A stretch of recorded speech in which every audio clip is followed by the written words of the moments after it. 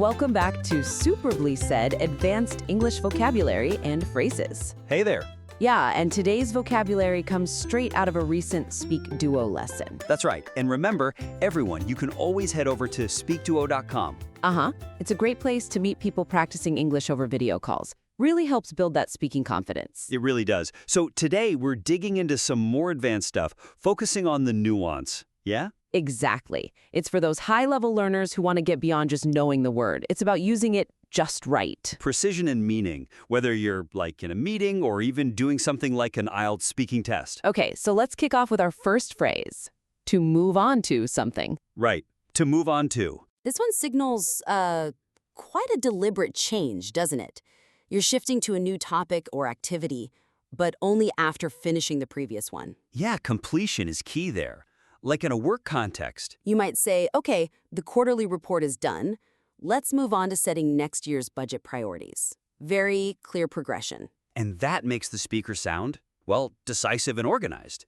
But how is it different from, say, just starting the next thing? Or maybe pivoting? Good question. Starting is just beginning. No implication about what came before. And pivoting? Pivoting often suggested change because something wasn't working or circumstances forced it. A sudden shift. Ah, okay.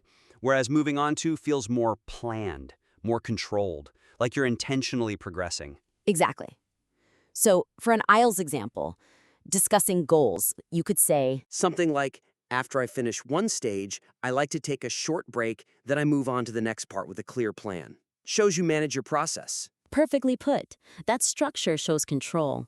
Okay, next up, shortcoming. Shortcoming, it's a noun. Yes, and it refers to a fault or a weakness, something kind of inherent that reduces effectiveness. So, like, you could say every system has its shortcomings, no matter how well designed it is. Right, but I wonder, do learners sometimes mix this up with just, a mistake? That's a really important distinction. A mistake is usually a one-off error, an action that went wrong. Uh-huh. A shortcoming, though, it's deeper. More like a limitation built into the design, or maybe even a personality trait. It's more fundamental. So if you were talking about self-improvement, maybe for work. You wouldn't say I made a mistake by procrastinating. You might say I'm working on my tendency to procrastinate, identifying it as a personal. As a shortcoming, yeah. Something that limits your overall effectiveness. Exactly. It's about recognizing an inherent flaw versus just the single slip-up. That difference is crucial. Got it. Okay, let's move on to our third phrase for today, to rock something. This one's more informal. Definitely more informal. It basically means to do something exceptionally well, often with noticeable confidence or style. Like, wow, you really rocked that client pitch this morning. High energy praise. Exactly. But hang on. Is this actually useful for advanced learners, especially in professional or formal settings? Could it sound a bit unprofessional? That's a fair point. You probably wouldn't tell the CEO they rocked the quarterly earnings call. Probably not. You'd use more formal verbs like excelled or succeeded. But rocking something has its place. It conveys enthusiasm, flair, real panache. So context is key? Maybe in a creative field or talking about a personal achievement? Precisely. Reflecting on a success like, when I passed my IELTS exam with that high score, honestly, I felt like I really rocked it. It expresses that personal pride and sense of accomplishment perfectly. Okay, that clarifies the nuance. It's about the right time and place for that level of informal enthusiasm. Yep. Style and confidence, not just achievement. All right. Now, let's see how well everyone's grasped these 3 plus 6 other useful phrases from the full lesson. Time for a quick quiz. Okay, rapid fire time. Listen closely. We'll give you options A, B, and C. Quiz question 1. What does to move on to something mean? Again, that's to move on to something. Is it A, to stop doing something completely without reason? B, to take longer than expected before changing tasks? Or C, to start a new topic or activity after finishing another? Take a moment if you need it. Feel free to pause here. All right, the answer? The correct answer is C, to start a new topic or activity after finishing another. Remember, it signals that intentional progression we talked about. Okay, question 2. Acts of kindness are best described as, are they A, random behaviors that attract attention from strangers? B, small actions that help or comfort others in meaningful ways? Or C, large donations or gestures done only for recognition? What are acts of kindness? And the answer is A. B. Small actions that help or comfort others in meaningful ways. It's about those small, thoughtful gestures. Makes sense. Question 3. If someone is introverted, they are A, more comfortable being alone or in small groups. B, extremely social and energized by crowds. Or C, uninterested in connecting with others at all. What does introverted mean? Pause if you need to think. The answer is That would be A, more comfortable being alone or in small groups. Remember the idea of recharging alone. right. Question 4. To dedicate time or effort to something. What does that mean? To dedicate time or effort. A, commit your energy and focus to achieving a goal. B, divide your attention equally between all tasks. Or C, delay working on something until the last minute. Okay, the answer here is A. Commit your energy and focus to achieving a goal, like dedicating time to improve your English. Focus commitment. Got it. Question 5. Seeing the glass as half full rather than half empty means what? Seeing the glass half full.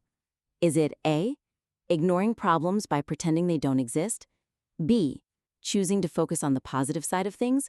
Or C, judging every situation from a neutral perspective? This one is about perspective. The answer is B, choosing to focus on the positive side of things. Optimism. Okay, nearly there. Question 6. If something requires considerable effort, it means it. What does considerable effort imply? A, can be done easily without much time or skill. B, demands a large amount of work or energy to complete. Or C, needs repeated attempts to get a basic result. Think about considerable. The answer is B, demands a large amount of work or energy to complete. Like learning to drive well often takes considerable effort. True. Question 7. A shortcoming refers to, remember shortcoming. Is it A, a temporary issue that disappears quickly? B, an excuse used to avoid responsibility? Or C, a fault or weakness that limits effectiveness? And the answer for shortcoming is C, a fault or weakness that limits effectiveness. That inherent limitation we discussed. Right, not just a mistake. Question 8. If someone rocks something, they... What? If they rock something. A, do it extremely well or with great confidence. B, try something completely new without preparation. Or C, struggle but manage to complete it anyway. Think about that presentation example. The answer is A, do it extremely well or with great confidence. That sense of flair. Excellent. Last one, question 9. The phrase flow of speech refers to, what is flow of speech? A, the speed at which someone finishes sentences. B, the smooth and continuous rhythm of speaking. Or C, the grammatical structure of each spoken phrase. Okay, final answer. Flow of speech is B, the smooth and continuous rhythm of speaking. It's about sounding natural and fluent. Phew. Okay, that covers all 9. So just to quickly recap the main ones we detailed. Using to move on to shows you're in control of the progression. Uh-huh. And understanding shortcoming as an inherent flaw, not just an error. And knowing when and how to use to rock something to express confident success with, well, a bit of style. Exactly. Mastering these kinds of nuances, that's what really takes your English from just proficient to, truly persuasive and natural sounding. Absolutely. Keep practicing these phrases. Try using them yourself. And for more practice, especially in live conversation, Don't forget SpeakDuo. check out SpeakDuo.com. Thanks for tuning in. See you next time.